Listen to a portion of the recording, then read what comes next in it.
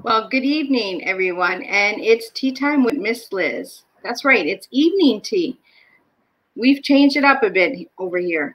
So tonight in the studio, I am joined with Sabrina. And I'm going to give a little bit on Sabrina, and then she's going to take it all away. And then we're going to just have a good old conversation like us girls do all the time. So Sabrina Renee Kinckle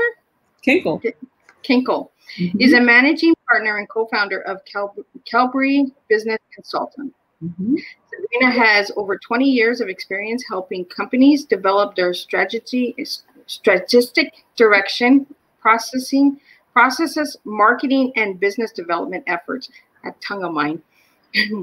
Throughout her career, she has helped organizations of all sizes to develop profit-building corporate and business development statistics. If I'm not saying it right. No, it's okay. I'm not sure what happened there. It's okay. Sabrina has done business development in North, Central, and South America, as well as in Middle East, Asia, Africa, Europe, and Australia. She's passionate about nurturing the growth of businesses and leaders. Sabrina heads a team to provide all aspects of executives and leadership development, business coaching, personal brand creations, sales managing consultant, and exit strategy and company sales preparation. And I'm going to let Sabrina take over, and she can share a little bit about all of this good stuff. Yeah, so thank you so much for the great introduction. It's wonderful to connect with all of you, and really thank you for the invitation to sit down and have tea with you. This is really fantastic. I really love the work that I do. Over the last 20 years, I've coached executives at Fortune 1000 companies, government organizations, and higher education institutions. And I've helped companies with leadership development, personal brand management, exit planning, sales process management, team development, and a lot of revenue generating strategies. But when I was young, when I was still in my 20s, back in the 90s, I learned that I had an uncanny knack for being able to get large companies to buy 6- and 7-figure proposals. And it was great, and I was really enjoying it. And my success led to running whole departments and divisions in the United States and abroad. I was coaching managers, directors, and VPs on how to grow their revenue and really smash their targets. I've secured millions of dollars in sales revenue companies from all over the globe. And at the pinnacle of my corporate career, while working as a senior leader for a multinational business intelligence firm, I was actually given the opportunity to run a brand new division that spanned North, Central, and South America. And so during that time, I mostly lived abroad and was responsible for increasing revenue year over year by 60%. When I was young, I knew that I wanted to help other people. That was really what I was interested in. It was in my DNA. My parents were both lifelong volunteers at a senior medical center, and my dad was a mentor for troubled teens. So my sisters and I were raised with a really strong code for helping others and getting joy from watching them succeed. And when I was a child, I became afflicted with a heart problem that required major open heart surgery, and the doctors warned my parents that I probably wouldn't make it. Well, when I did, I decided I'd be the perfect fit to help others by becoming a pediatric cardiologist. Sadly, the time and money necessary to achieve that particular goal made it a little bit too far out of reach. But as a young woman just out of college, I ended up going down the path of working for the New York State Legislature. So by the time I was 23 years old, I had become the youngest communications director in the entire New York State Legislature by that time. And my focus was actually communications, marketing, and fundraising. And I succeeded in raising several $1 million for an upstate New York politician. And it was an extremely rewarding path, and I loved it. But it wasn't very lucrative. So I made the decision to leave the public sector and went into business development, thus starting my career of revenue generation and coaching for businesses. So in my professional life, I do a lot where businesses are concerned and helping them grow. And I really, really love working with large corporations, but my passion is working with smaller companies. I've seen a lot of companies go from, those beginning stages where maybe they've only been around for a few years to really seeing them develop into something very, very strong. And it's been rewarding to help in that way, and helping people with developing what oftentimes for them is, a child, something that they're developing and growing and something that's meaningful. So that's a little background about me, and I'm really, really excited to have a chance to be able to connect with you on your show. This is wonderful. Yeah, and we were talking in back of the studio before the show started a little bit on where you're from and all of Canada, and you said that you really have traveled a lot. I have, yeah. As you can imagine, for work, I've traveled all over the place, and I've been for personal reasons as well. I've certainly been pretty much in every region of the world, but in North America, I have spent a lot of time in Canada.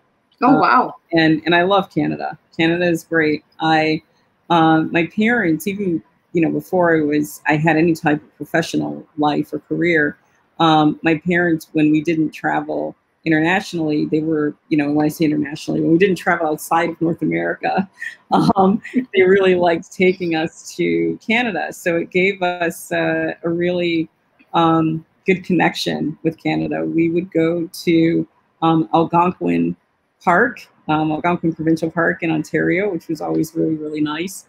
And, in my life, have spent a lot of time in Halifax and Calgary, Ottawa, been to Vancouver and Montreal, and just a lot of really, really, really neat places. So I was excited to see that you're in Canada, because, it's an area that I really, really like. So what is the number one thing with consulting with your organization, Sabrina? What is the number one thing that inspires you the most about your company?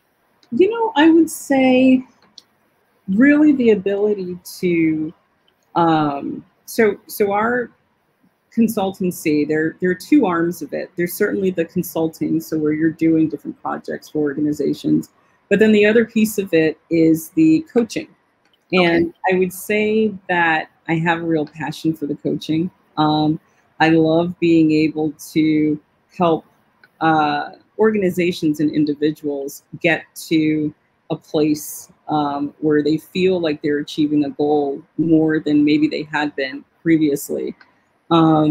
Definitely when it comes to things like, how do I really start bringing some more revenue into my organization? What does that look like? Do I have to hire a sales team? Do I have to find some ways to be creative about bringing in some leads? What do I even do? How do I make sure that I'm checking off the right boxes if I'm trying to create and therefore execute some type of strategic plan? Those things are really interesting to me. But then other parts of coaching that I really, really enjoy are the leadership development piece and the personal brand management. I'm actually working with a client right now on the personal brand management side, where it's been exciting seeing her go as being an amazingly successful entrepreneur, a woman who, she's well educated, she's done really, really well in her corporate life, and has over the last 3 or 4 years shifted over to being a business owner, and had always been shy about putting herself out there and saying, hey, here are all the amazing things that I've done. And it's hard to sell yourself. It is. It really is. It's easy to tell anybody else, but to sell yourself, it is a lot of work. It is. It really is. It's hard work. And if you happen to be someone who's particularly humble, it can be tough, right? It is. Yeah. It's hard to say, oh yeah, I'm fantastic, and here's why. And for her, I think that was the issue, you know, like she just wasn't, she isn't the type of person who likes bragging about who she is and what she does and what she's been through, but she has an amazing story. And a lot of times when you are starting a business or building your brand, part of being able to do that effectively is how much people see you as being connected to that company and that vision. And so it's been really rewarding working with her, and she's doing great. And she went from being someone who had pretty much no social media presence whatsoever to actually, doing video casts. And she's got an amazing LinkedIn profile now, and she's got a nice amount of followers on Twitter, and she's engaging with them. And all of this has led to her increasing her revenue within her business. So the side effect of being able to do all those good things is that it's actually positively impacting her business life, which is really good. So what's the number one tip you could give to somebody when they're branding, when they're first starting off? So, you know, it's funny. There are actually a few things that I recommend. So usually if we have someone where, you know, it's time to figure out, okay, what path do you want to go through when it comes to your personal branding? There are really 6 things that I cover. The first is asking the question, who am I? You know, really figuring out my inner self. You know, when you do some soul searching and really get to the heart of who you are, what are your most marketable losses, challenges, wins, triumphs, and passions? So that's part of it. The second piece of it is, how do I want to be perceived? And there we're talking about my marketable self, right? So how do we ensure that your strategy takes into account how you want to be seen in the eyes of your audience? So that's a huge piece of it. The third part is, what do I want to achieve? Or my ambitious self, you know, what is the desired outcome? Do I want to be seen as an authority or an expert in a certain area? Or am I looking to attract job candidates, recruiters for job positions? Or am I just looking to get customers for my business? What do I really want to achieve? And then we really look at, what are my values, right? So, or my core self. The values that would connect you to your audience, because shared values create a bond that helps them identify with you, and they also provide a framework for the decisions you need to make in business or life. The fifth would be, what are my brand assets or my style self, right? What color palette am I using? My fonts, my styles, my writing voice, all of that. And then last but not least, what's my story? And how am I bringing all of that together? What is my historical self? To really bring a personal brand to life, to bring your personal brand to life, you need an engaging and compelling story to tell. And so this is how you reach out and create the emotional connection with your audience. And so those are what I would say the 6 really, really important pieces to figure out your brand and how to promote it. Now, with everything going on, do you think that the lighter colors or darker colors are more appealing? You know, it's, from what I've noticed, it has everything to do with how you're branding yourself and what industry you're in. So, for instance, purple. So, for instance, my tea is the lavender and the greens. Ah, nice. Very cool. See, and that's very fitting from a branding perspective, because if you also like lavender, and, you know, I mean, that is something that people think of when they think of teas, lavender, and, you know, nice herbs and that sort of thing. You know, for tea time, colors like lavender, green, certain color browns, sage, those are colors that seem to be very common with the concept of tea. So, you know, that works really well. In the healing community, it's not uncommon to see blues and purples. Absolutely. As a matter of fact, if you go to a hospital and you walk around, chances are you're going to find different colored blues when you walk around. You might see blues and you might see greens. Very, very common when you go to hospitals. So there are certain colors that tend to be a bit more common given the industry and, you know, what you're trying to convey. So that's part of what we help with, but part of it is also colors that resonate with you and your personality. There's a woman who she's got a really huge following on social media, and her she had a page called Positivity in Pink, and you know, for her it was all about being positive, and for her positivity was pink, happens to be her favorite color. That was the connection for her, but it also served to brand her, and this was something that she did on her own. And everything that she would put out was pink. And it was a really, really smart marketing tactic because, you know, you thought of her when she would put that stuff out there. So yeah, it's really interesting. So in branding, do you think that we should stick with the same brand all the way through for everything? Like the same color pattern, or do we mix it up? Like, do we add some fun to it? It's a really good question. Well, when it comes to your personal brand, what you want to do is find something that makes sense for you and what you're trying to convey. And then unless you want to go through a complete overhaul and trying to, you know, connect with another audience, you really want to try to keep that personal brand. The idea is to find it and then grow it, right? And you can, you know, there are no laws that say you can't change, but once you've created a strong personal brand, that becomes how you're known. So and think of that in terms of products, right? So if we think of Coca-Cola, Coca-Cola is red and white. No matter what, when you see red and white and the script, you think of Coca-Cola. Yep. Imagine if tomorrow they decided to be blue and gold. Oh, wow. Yeah, that was right. There'd be some dissonance, right? Well, then everybody would think it was Pepsi, right? Because Pepsi's like in the blues, right? So you'd be like, what's Coke doing now? Right, absolutely, you know? Yeah. Or if they decided to be green and yellow, you would be like, why do they want to be Sprite or Mountain Dew? You know what I mean? So, I mean, once you...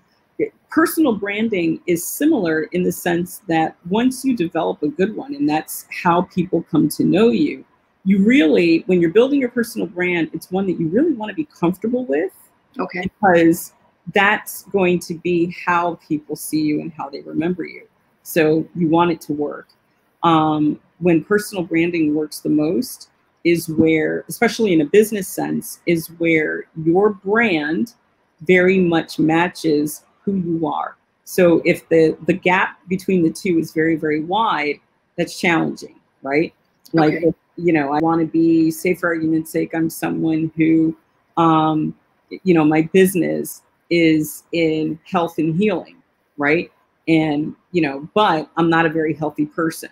And it's clear from things that I say, from things that I do, from images that I put out there, that I'm not really doing a lot to care for myself. No matter how much I want to sell this product or this business that's focused on health and healing, it will be very, very hard to get, from a credibility perspective, people to buy into that. Because even though that's the company and this is my brand, the two don't really match. Yeah. So one of the important pieces when your brand is you, and you're also using your personal brand to sell your business, you want the values and, you know, the who you are and what the organization is. You want it to match. Oh, look at the cutie pie. And she wants to join Teatime again. She's going to probably sit on the back of my shoulder. Oh, it's a cutie. I love it. Well, this is her rocking chair, right? So she's in my tea room all the time in the rocking chair. So when I'm in the rocking chair, she kind of tries to push me out of it, but she usually gets in the back and goes to sleep. So, wow, that's amazing. Yeah, Tinkerbell always tries to be the star of the show. Oh, her name is Tinkerbell. I love it. Yeah. Yeah, she's almost 6 years old. So, and she hasn't grown. Like, she really wants to stick with that name, Tinkerbell. So, that's adorable. So, Sabrina, since we're on Teatime, and I do this with everyone on the show, Do you have a favorite type of tea, or do you serve your tea a certain way, or is there a family memory of tea that you have? My favorite would be peppermint tea. Oh, awesome. And the memory behind it, and I'm sure it's the memory that's made it my favorite. So I went to prep school for high school. It was a boarding prep school in Pennsylvania. It was actually Wyoming Seminary. And there was, the girls were in one dorm, and then there were 2 dorms for the guys, because there were actually more guys that attended the school than girls. And the dorms had house fathers and dorm mothers. And so the dorm mother for the girls' dorm, for the whole time that we were there, and for many years before and after, was this amazing woman. And she just really, really sweet. And her favorite tea was peppermint tea. And so, we were all girls in the dorm between the ages of probably 13 and 18. I went when I was in 9th grade and graduated 12th grade there. And I was 13 when I went in and 17 when I got out. And you're young and you're away from your parents. And so part of the job of the dorm mother is to try to make that experience a little bit better, right? And especially when you're new to the dorm and you're new to being away. And she and I really bonded, as she did with many of the girls that were there. She was really fantastic. And if you had a stomach ache, she would invite you into her apartment and take the peppermint root, not even tea bags, but steam the peppermint root and make you some peppermint tea. And so that experience made me very much a fan of peppermint tea. So because I have, it tastes good, but I also have some very, very fond memories from it because of this amazing woman. So, yeah. There's always a memory with tea. I don't care what anyone says. There's a memory with tea. If it's a good one, a bad one, there's a memory that goes with tea, right? What is your best memory with tea? Well, that's why I do miss Liz's tea times, because it is because of my first cup of tea. I had my first cup of tea with my great grandma when I was 4, and she was from Germany. And well, my first cup wasn't the best because I got in trouble for drinking it too fast. Oh. And because she was German, and they almost kind of spit when they speak, right? So I'm in trouble here. And she's like, no, we take our time and we drink it and we reflect on it. And I'm like, oh, okay. And she's like, even when it's cold, it still has a message for you. So, and it's been tea time. Like, she's with me in the room all the time. She's with me in my heart, like every tea time and every tea party I do, she's with me. So yeah, it's amazing what tea has done for my life. Like, but awesome. Yeah. That is awesome. Well, I agree with you. I think tea, there are always good stories with tea. It's cozy and it's warm and it's all those things. And so generally speaking, when you think of tea, there's some good stuff there. Yeah, my dad liked the dark tea, like really strong tea where it would stain the cups. Like, it would take like Javis to clean the cup out. He'd be like, Dad, that is so dark and strong. He'd be like, yeah, it's good tea. That's awesome. But he would put a lot of milk and sugar in there. And I'd be like, well, don't steep it so long. You wouldn't have to put all that stuff in there. But that's how he drank his tea. So when he passed, I do a tea time ceremony on his anniversary, and I make sure to have that strong cup of tea. And I'm like, once a year is good enough for this. Like, but yeah, my favorite tea is jasmine tea, and it's not even so much about the flavor; it's just the memory that goes with the tea. Because jasmine was a perfume that my great grandmother wore, so it's more of just like I'm having that time with her. But my second is peppermint. So when you said peppermint, I was like, yeah, it's nice. So, yeah, I have fresh peppermint all dried out, and I always make like fresh peppermint tea. It's like truly amazing. And jasmine tea is also very good. It is. It's supposed to calm you, right? Yeah, definitely. So, for me, it does another thing. It just makes me a hyper. I think I'm with my grandma all the time. So.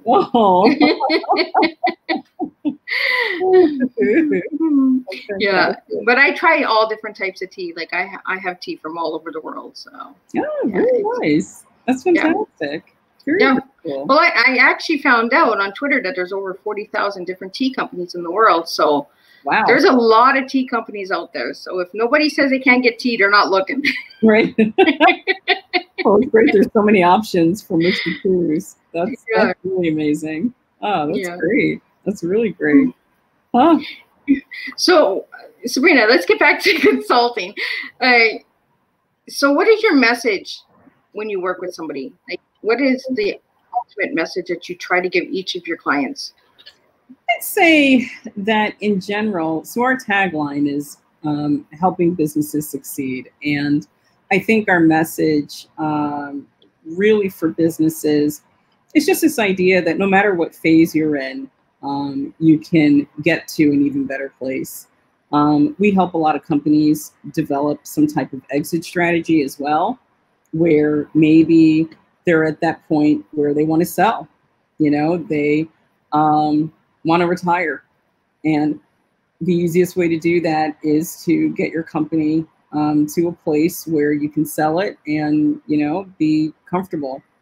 And our message to companies is, no matter what phase you're in, whether you've just started your business, if you've been in business for well over a decade or, 20, 30 years, or if you're at that point where, you've been in business for a while, but you're looking to sell, there are always some things that we can do to get you to the next level. And so it's a matter of really figuring out what those goals are and getting some help with how to execute them. So I would say that's probably the biggest thing that we say to companies, that, it doesn't matter what stage you're in. There are always some ways that you can build and develop and reach new heights. Well, there's always room for growth, right? Absolutely. Yeah. In some way or another. Definitely. Yeah. And even when you're closing a door, there's room for growth. Absolutely. Because sometimes you need to close that door in order to grow a different way. Truly. Yeah. Because we talked about that before the show started, about different opportunities, right? So very true. Yeah.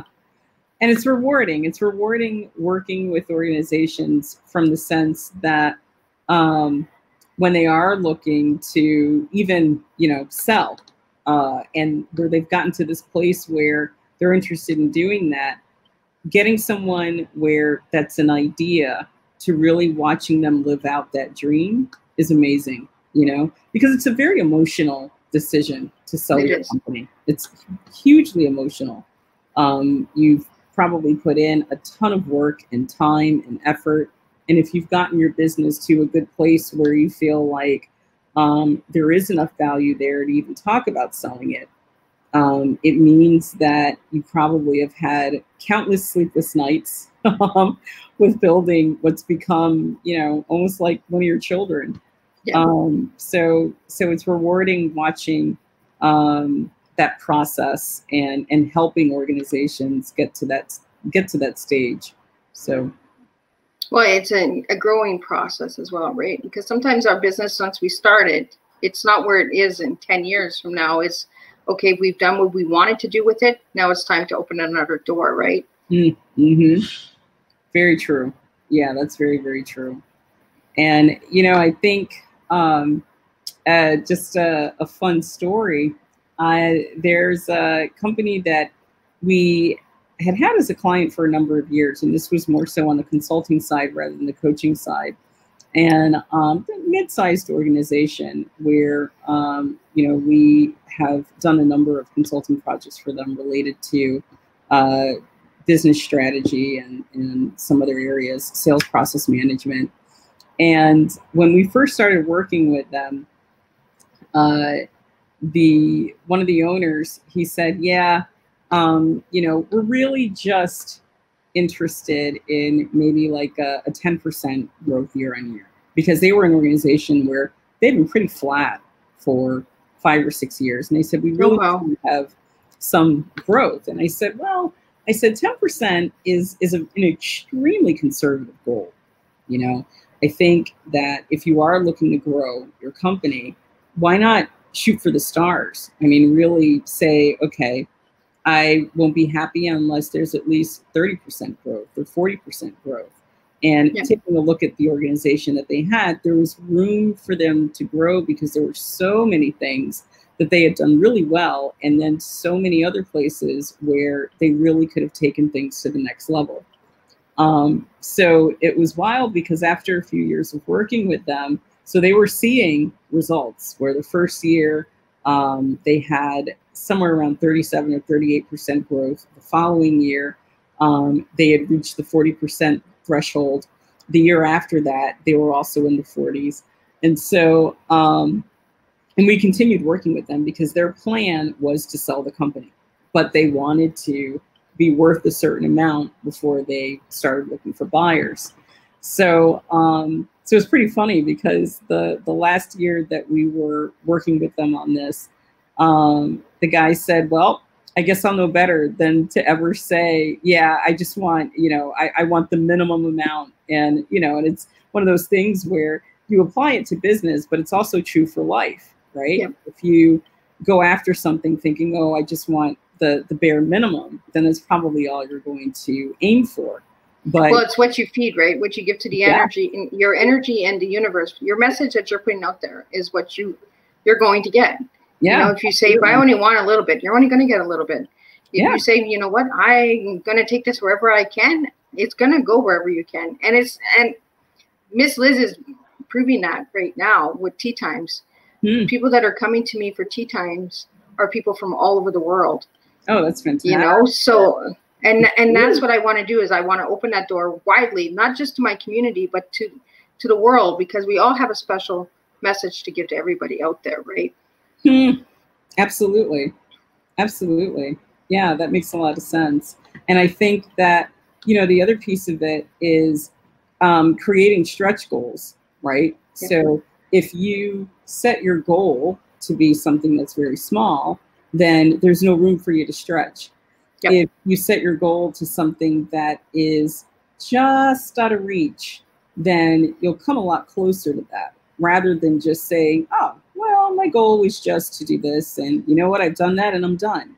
Then you feel like you've achieved your goal without really stretching it out further. So that's a really important piece of it too. And do you really work for your goal when you set these low standards? Absolutely. Know? Absolutely. Yep. That's very, very true. Yeah. Yeah. Like I tell my kids all the time, think big, go big. And if people tell you you can't do it, show them you can, and take pictures. You know, it's been said out there, if you're gonna say that you can't do it, then you won't do it. Right. Say that you can do it, you will do it. Absolutely. Absolutely. So it's the language, right? The language that we put out there as well. You know, the affirmations of ourselves. If we say, well, I can't, well, you're not going to do it. Yeah. You've already told yourself you're not going to do it. Right. You know, so I say I can and I will. It might not happen tomorrow, but it will happen. Absolutely. It might take 5 years, it might take 10 years, but it will happen. Absolutely. And that's really the mindset. And, you know, it's funny because then you get into some of the overlap between business coaching and life coaching. So life coaching is, of course, very, very different, right? Yeah. It's, you know, you're setting some goals and that part is similar, but it's more so from the development of the individual. Whereas with business coaching, it really is the development of that organization and everything that can mean, from managing the profit and loss to trying to figure out some type of cash gap plan so that this way, no matter what happens, like now with COVID, they have a way to save, and all of these other missing pieces. But a thing that you mentioned that still is true is how you position yourself mentally, and what you believe you can create with your business is going to have everything to do with the work you put into it. Yep. If you don't believe that you're going to be able to build this business in the way that you're interested in, you're probably not going to spend a lot of your energy in that direction, and therefore you're not going to get the results that you want. So, so yeah, that's a very, very true statement. And I see that in business a lot. Yeah. Well, and the hard work has to be put in, right? Absolutely. There's Absolutely. no magic wand or fairy wand. It is hard work to build a business. It is. It is. You know, and if you get easy, you know, wanting to take the door out the easy way, you're not a good business person to be working with. Like, you know, like I tell my kids are like, Mom, how come you put so much work into it? How come you're into it at late hours of the night? Because I want to make a difference and I want it to grow. I want it to get big. Is it going to get big overnight? No, but it will, because I see the growth every year. And I tell my kids this all the time. Look back last year. What huge accomplishments have you done? And they'll say, well, I survived. Okay, but what did you do? What huge accomplishment did you do last year that changed your life? And they're like, oh, okay. And then I'll be like, okay, Mom, give me an example. So I tell them, okay, well, I wrote a book and the book became bestseller. Or I followed a group and now I am doing Miss Liz's Tea Times, you know. And I found a new friend and 5 years later we're traveling the world together. It's big things. And children look at it like, oh, okay, well, I have to be a movie star. No, you don't need to be a movie star. Just be yourself and be real. And you will see when you look back in 5 years, all the huge accomplishments you've done. Right. You know, like I'm sure if you look back in your life, Sabrina, and you look at all of the things in your bio and you look back and you say, I did all that? I did that? You know, because when people read my bio, I'm like, what? I did that? Who, me? No. I have a twin somewhere, right? Right. But yeah, it's just amazing how far you can go when you really, truly believe in yourself and you believe in what you do with the passion, right? The passion has to be there. Yeah. Absolutely. If the passion's not there, it's not going to grow. You know, it's like putting a seed in the ground. If you don't have that water can there and there's food to feed it, it's not going to grow. So, and that's what I see. Like I read your bio and I seen the growth, right? You planted a seed and then you watered that seed and then you watered the seed of that seed and you just continue to grow. And you travel. You've been all over, like, so you've given traveling. Yeah. So you've given a part of yourself all over the world. Like, you know, it's amazing what you do, you know, and you help so many people. And that's what Tea Time is about. And all the guests are about is making a difference in people's lives and in your own life. If you can see that difference in your life, then you're making a difference in others' lives. I appreciate that. Thank you.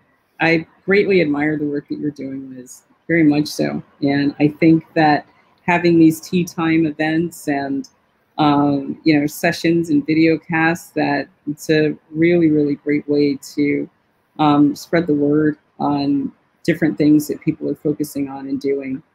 And there's so many incredible things out there. Yeah. Like, you know, and there's a reason why we got connected. Like, you helped me a little bit with my branding because I'm like all over the place with my branding because I'm just like, okay, well, I like peppermint tea, I like chamomile tea, cheese all over, right? And there's all different colors coming at me, and I'm like, oh, okay, but it makes sense now. And I've even I take notes when some of the guests are speaking as well. So like the 6 steps, right? So you've given me some tools and tips as well in order to grow. And that's what each of my guests do, is they each give me a little bit to add to my toolbox, and it gets better, right? Very cool. Yeah, that's fantastic. That's so good. Yeah, it's pretty cool because I've been wondering if the darker colors or the lighter colors were good to go with, and with everything going on with the darkness in the world right now, it's you know, it's, do I go lighter? Do I go brighter? Do I go darker? You know, or do I stick with what I have and just grow it bigger? Interesting. Well, and there are a lot of options out there, and I think going through the process that I mentioned earlier, it does help you in terms of trying to find what that voice is, but also your color voice, so to speak. So yeah, definitely. Well, and I like how you said it tells your story, and I'm all about storytelling. So nice. I like that you mentioned that, like, you know, your branding is your story, and I like that. I like that message. I kind of like that little phrase, your branding ninja story. I might just use that on one of my posts. I like it. Yeah, that's good. Yeah. That's very, very good. This is fantastic. Mm-hmm. So is there anything you would like the viewers to know about you, Sabrina? You know what? As we near the end of the session, what I encourage people to do, we have an event that's coming up in July, July 7th through 9th, and it's for the 2020 Business Essentials Summit. Okay. Free for everyone to attend. So it's informational, where you will hear from 20 different experts in different areas of business. They come from a range of organizations, from Fortune 500 companies to small business. And these speakers will provide some really good information on some tools and tips that you can use, you know, that you can walk away with that same day and use. So it's a nice way to share a free resource with some organizations.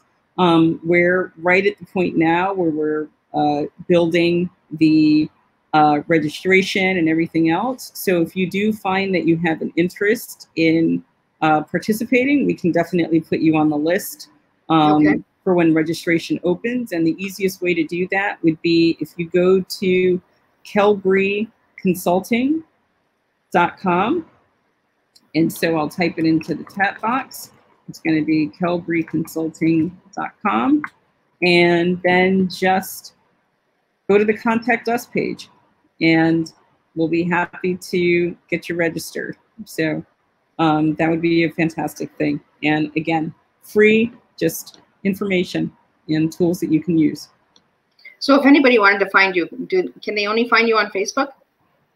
I would say they can go to KelbreeConsulting.com and find me there. That's a really good place to find me. Facebook is also an easy way to find me, but KelbreeConsulting.com is probably even quicker. Okay. And I'm going to get you to put that all in the comments, because I just noticed that it went into the private chat in the studio. So I'm guessing the comment will have to go in after the show. And I think that's why I tell the guests to do it. But we'll get you in there. We'll get all that information. So this event that's coming up, is that through a Zoom event? We're using a different platform that's particularly for virtual summits, because it's not just set up as a webinar. There are going to be a whole bunch of speakers. So it will feel like you're at a conference, except we're going to do it online. So pretty fun, and a really, really great way to network and connect with other people, and also get some information that you can use for your business. So it's a unique free opportunity. All of these speakers have agreed to participate for free to provide this free information to small businesses. So, so that'll be a really, really cool thing. Now, in Kelbree Consulting, do you guys work worldwide, or is it just? We're global. Yep. Okay. We have clients all over the world. So you know, we're definitely one of the things that is great about how virtual our world is it is very easy to provide tips and tools and resources, and do consulting work with companies in different countries. So absolutely. Awesome. And if anybody would like to know more on Sabrina, if you check into the Teatime, I always put the guests, their bios in. So it outlines everything that Sabrina offers with her services and that. If anybody has any questions or anything, leave them in the comments, and I will for sure get them to Sabrina. And I will be doing a recap of all of my guests in the future.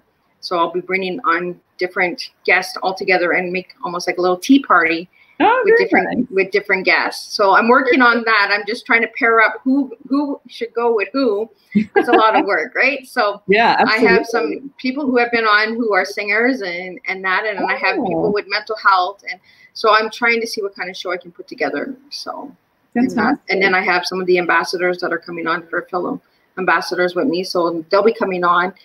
and we'll be sharing about all of the projects and organizations that they're a part of as well. So yeah, it's huge on awareness, right? And I'm trying to see where I can put you in, because I'm sure that we can have an amazing tea time. Maybe a little bit of this one, a little bit of that one, and then we'll add some sugar, and then we got a good cup of tea, right? So, I love it. Yeah, that sounds great. Well, I'm looking forward to that. That'll be fantastic. So, one word that you would like to give everyone on consulting. What does consulting mean to you? One empowering word. Because when people hear consulting, they think business, right? Sure, absolutely. But consulting as a person. So I would say, and because our organization focuses on consulting and coaching, I would say the word that I would use is thrive. Oh, I love that. So I know where I'm putting you now. Okay, great. I love it. Just boom, see? That's how it works with Miss Liz. It just nice. I love it. Yeah, because you said thrive, and I had a guest on who does thriving. So the word thrive, very cool. Guys together, and personality, I think it would be awesome. So. Oh, well, good. Well, I'm looking forward to that. How you were able to come up with one word on consulting, because I'm big on words. When people hear certain words, or right away they think negative. So let's change those negatives into positives. Right. Absolutely. Take that word consultant, and not as a business but as an achievement, a moving step forward. I like that. So when you go to Kelbree Consulting, you think of thriving your business. So reach out to Sabrina, because Sabrina is an amazing lady, and I am so honored that you wanted to be on my platform and join me today. It's like I said, each guest brings a different flavor, and I love it. So, well, thank you for having me. I appreciate it. It has been a lot of fun. So, yeah, it is, right? And everybody's like, "How is tea time?" Tea time is just like coming and chilling at my house, having a cup of tea. There, see, I love it. And we get next time I'll have to have my peppermint tea in hand next time. There we go. At the get together. Yes, exactly. Will be the highlight. We're going to be thriving with peppermints. Oh, that's awesome. I'll have peppermint treats and everything, because that's how I work. I like my menu to match with my teas, so I'm sure I can come up with some incredible peppermint recipes out there. Sounds really good. So is there anything that you would like to leave the viewers with before we leave? What I would say is, if you are an organization that is looking to grow in some way, a lot of the clients that we've taken on recently, they've been a bit challenged as to how to continue their growth rate in at least for now, a new normal. Yep. We're very excited to work with you, and to have a conversation costs you nothing. So, if you just want to bounce some ideas and maybe share some things that you've been thinking and get, an expert opinion for a free consultation, we're definitely available. So I would go to kelbreeconsulting.com, and you can contact us for a free chat, and we can talk about things that are going on with your company, and make some recommendations and see if it's something that we can help with, and go from there. So that's something I would recommend. Well, thank you so much, Sabrina. Thank you. Thank you all for tuning in the studio and in the watch party and all that. And it will be on YouTube in less than an hour. So you guys, if you missed the show or you came in a little late, check out YouTube, subscribe, share. And Tea Time has some amazing guests coming up next week. So each week I try to have at least 2 tea times. So, and if you'd like to be on Tea Time, just reach out to Miss Liz and I will get you on.